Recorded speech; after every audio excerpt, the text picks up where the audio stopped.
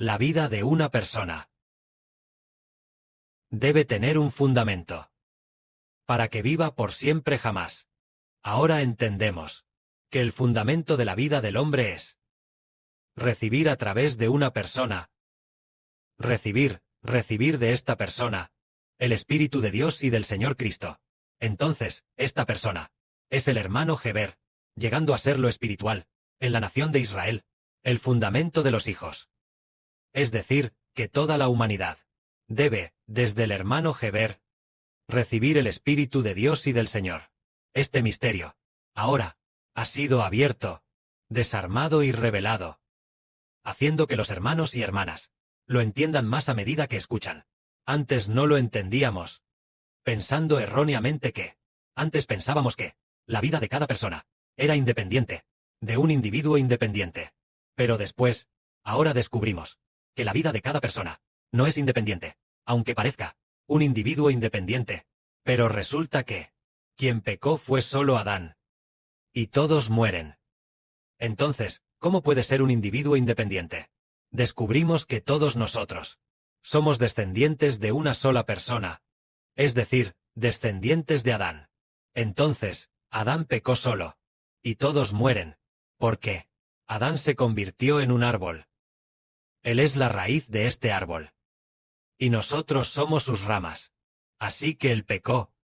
Y por lo tanto, dentro de él, ya no hubo vida eterna. Ya no hubo ríos de agua de vida. Así, los ríos de agua de vida desaparecieron, y por ende, ninguno de sus descendientes pudo jamás beber de la fuente del agua de vida. La vida de todos está seca. La vida espiritual está muerta. Dado que el hombre es carnal y no tiene vida espiritual, entonces Dios acortó la vida del hombre a una esperanza de vida de solo 80 años. Pero si la vida del hombre fuera espiritual, perteneciera al Espíritu Santo, al Espíritu de Cristo, entonces Dios y el Señor harían que nuestra vida durara para siempre. Pero Adán no tenía esta clase de vida espiritual, y sus descendientes, por causa de Adán, tampoco la tienen en absoluto. Siendo así, todos nosotros, si Adán no hubiera pecado, y Adán hubiera temido a Dios, la vida de todos, la vida eterna de todos, ¿de quién provendría? Pongamos un ejemplo. Si Adán no hubiera pecado, él sería hijo de Dios, y también hijo del Señor Cristo. Si Adán no hubiera pecado, entonces la vida de Dios y la vida del Señor Cristo habrían sido puestas en Adán. Entonces, toda nuestra vida vendría de Dios y del Señor, o directamente vendría a través de Adán. Si Adán no hubiera pecado, todos nosotros recibiríamos la vida eterna a través de Adán.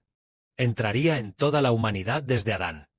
Si Adán no hubiera pecado, entonces la fuente del agua de vida de Dios, la vida del Señor Cristo, la fuente de agua, para estar dentro de Adán, y convertirse en ríos de agua viva, entrando en Adán, y en todos sus descendientes, haciendo que todos los descendientes de Adán tengan vida eterna por causa de Adán.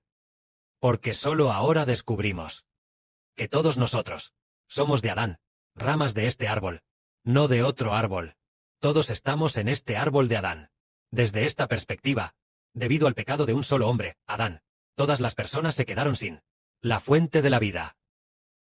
Pero hoy, el hermano Heber dijo que el Padre le dijo que quien puede dar vida es el sacerdote. Por supuesto, el sumo sacerdote, la vida eterna, está en el sumo sacerdote. Entonces los sacerdotes de los 24 ancianos, también juntos, la vida que está en el hermano Heber, la suministran a los hermanos y hermanas celestiales. Parece que los hermanos y hermanas celestiales, a su vez, dan la vida eterna a los hijos de la nueva tierra. Parece que en el futuro habrá un canal de vida como este. Si son ríos de agua viva de vida, es como si fueran tuberías o canales. Al principio, la fuente es Dios y el Señor, puesta en el hermano Heber.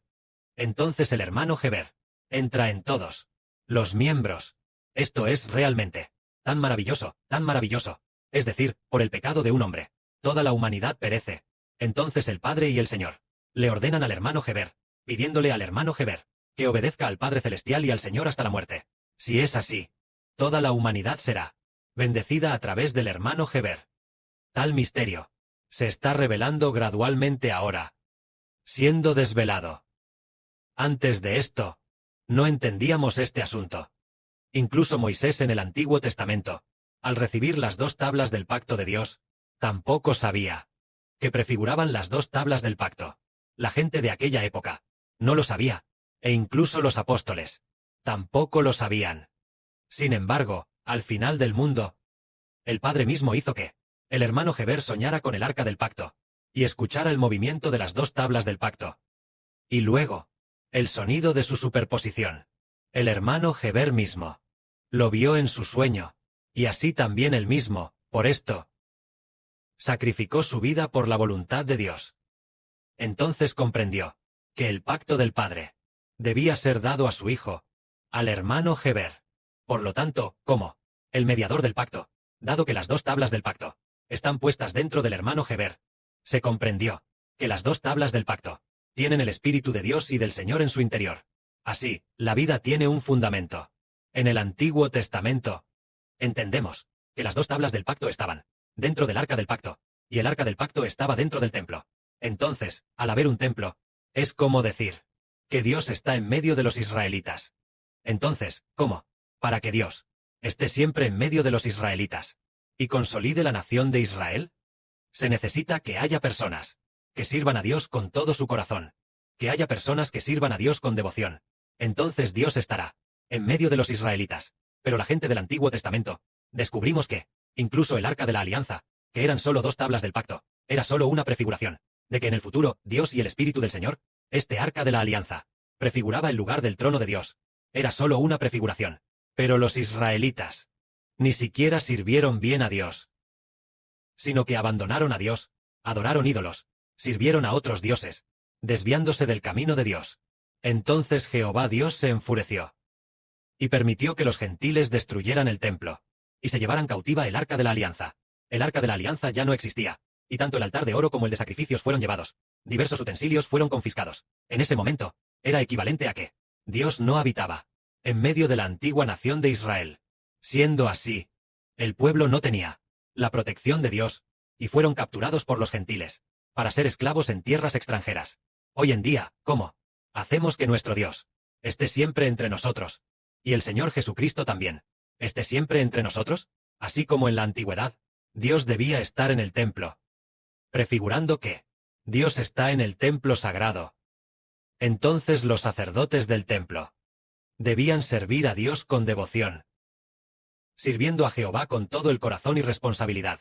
Entonces el Padre Celestial y el Señor estarían con Israel.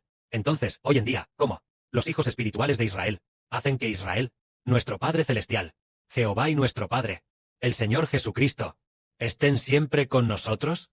Es decir, debemos con toda seriedad servir en el altar y en el altar de oro, a nuestro Dios y Señor, ofreciendo el sacrificio de gratitud más hermoso, que es la oración de acción de gracias más hermosa, y la alabanza de acción de gracias, a nuestro Padre y Señor.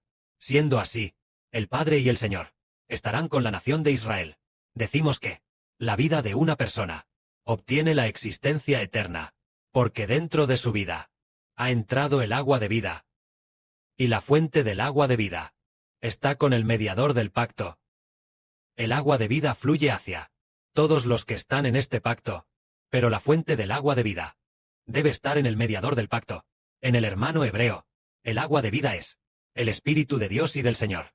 Por la misma lógica, la prosperidad de una nación depende de si esta nación tiene el templo de Dios, y de si Dios habita en esta nación.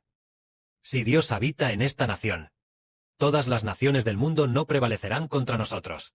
Pongamos un ejemplo, como por ejemplo, la nación de Irán. Parece que a continuación solo le queda colapsar. Su política no podrá resurgir. El régimen solo puede desmoronarse gradualmente. Es porque esta nación de Irán, su Dios, no puede vencer a nuestro Dios. Nuestro Dios, y el Hijo de nuestro Dios verdadero, nuestro Dios Jehová, y nuestro Padre, el Señor Jesús, fueron a atacar al Dios de Irán. En realidad fue nuestro Señor Jesucristo quien fue a atacar. Atacó al Dios de Irán. El Dios de Irán. Fue por nuestro Señor Jesucristo derrotado. Vencido. Y así el régimen de Irán se derrumbó. A continuación, el régimen de Irán solo puede colapsar por completo. No se reconstruirá su régimen, porque no hay Dios en ellos. Oh su Dios. Ya ha sido por el Señor de la nación de Israel. Nuestro Señor, nuestro Padre, el Señor Jesús, sometido. ¿Y por qué razón es esto? Por el bien de Israel. Por el bien de establecer a Israel. Dios el Padre Celestial, a través de nuestro Padre, el Señor Jesús, fue a atacar a Irán. A continuación, en la tierra hay más de 240 países. Nuestro Señor Jesucristo también los eliminará uno por uno, nación por nación. Y antes de eliminar estas naciones, primero eliminará a los dioses de estas naciones. Los dioses de estas naciones, sus dioses en los cielos, todos habitan en aquella llamada la Gran Babilonia, dentro de ese reino de Satanás. Esos dioses son muchísimos. No son pocos. El total de esos dioses podría llegar a los 20.000 millones. Es posible que esos ángeles rebeldes, esos dioses, podrían ser hasta 20.000 millones. Es decir, el Señor Jesucristo fue a batallar y venció. Y así el régimen de Irán se derrumba. Entonces, ¿cómo hacer que el Padre Celestial y el Señor estén para siempre en medio de Israel? Es que nos concentremos en alabar al Padre Celestial Jehová, concentrarnos en alabar a nuestro Padre, de Señor Jesucristo. Crear bien las canciones de proclamación. Estas canciones posteriores, después de ser seleccionadas y confirmadas, canción por canción, ofrendarlas hermosamente. Entonces, el Padre Celestial y el Señor serán glorificados en nuestra nación de Israel. El Padre y el Señor están con nosotros. Entonces a nuestro Señor Jesucristo, el Padre lo enviará para atacar a todas las naciones y pueblos. Atacar a los dioses de todas las naciones y pueblos. Atacar en los cielos a la Gran Babilonia. Toda clase de dioses serán derrotados uno por el Señor Cristo. Esos grandes dragones y serpientes serán destruidos. Y al final, Israel será más que vencedor en la tierra. Cuando llegue el tiempo del Señor Jesucristo, nuestro Señor en los cielos, hará que el Dios de China sea derrotado por el Señor Cristo. Cuando someta al dragón de China. Cuando llegue el tiempo establecido por el Padre, nuestras oraciones ya habrán llegado ante el Padre Celestial. Nuestras alabanzas ya habrán sido escuchadas por el Padre Celestial. El Padre entregará el dragón de China en las manos del Señor, el Señor Jesucristo, ya habiendo sometido al dragón de China. Entonces el escenario político de China colapsará. La política de China va a colapsar. El régimen de China, el régimen del PCC también colapsará. Entonces, el régimen del Israel espiritual surgirá silenciosamente, y el Evangelio podrá llegar a China. Y también a las naciones extranjeras, a todos los pueblos. El éxito de la predicación del Evangelio no radica en nuestros esfuerzos, sino en el cielo, el Señor Jesucristo, el Dios que somete a todas las naciones. Después de eso, nuestro Evangelio podrá ser difundido a todas las naciones. Que la gloria sea para el Padre y el Señor. Amén.